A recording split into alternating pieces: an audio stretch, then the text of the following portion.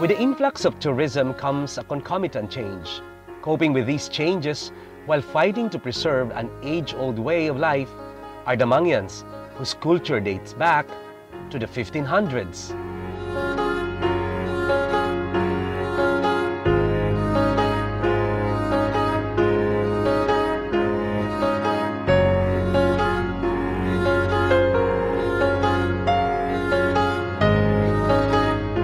Mayor, alam po natin na ang katutubo ng Oriental Mindoro ay Mangyan. Kumusta naman po ang Mangyan sa yumayabong na turismo sa Puerto Galera? Siguro masasabi po natin na ang mga katutubong Mangyan ng Puerto Galera, particular yung Iraya, sapagkat ang Mindoro po mayroon pong 7 tribo na Mangyan. Ang naririto sa Puerto Galera ay yung Iraya. Sa lahat ng mga uri ng tribo ng mga Mangyan, ang ating Iraya Mangyan ang siyang nakakaangat. Sapagkat una, meron tayong magandang programa para sa kanilang edukasyon at mayroon tayong mga pilantropo na tumutulong na sustainahan ang pag-aaral nitong ating mga katutubo.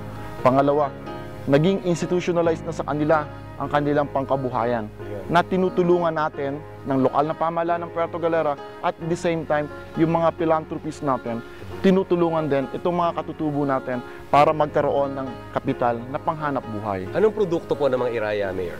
Meron ba silang available for the tourists? Marami, katulad ng mga basket na nakikita natin.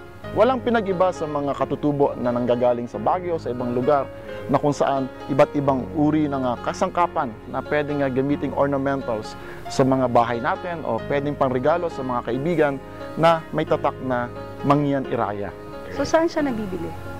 Mayroon kaming tinatawag dito nga isang community na kung saan andon yung mga settlement ng mga Mangyan at doon mismo ginagawa. Sa harap mo mismo gagawin yung product at sa harap mo makikita yung finished product.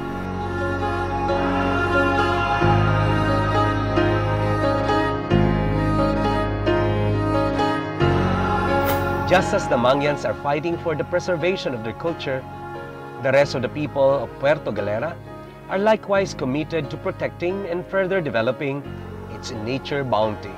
Leading the way is its local government, whose programs and projects all support the vision for a sustainable future for Puerto Galera.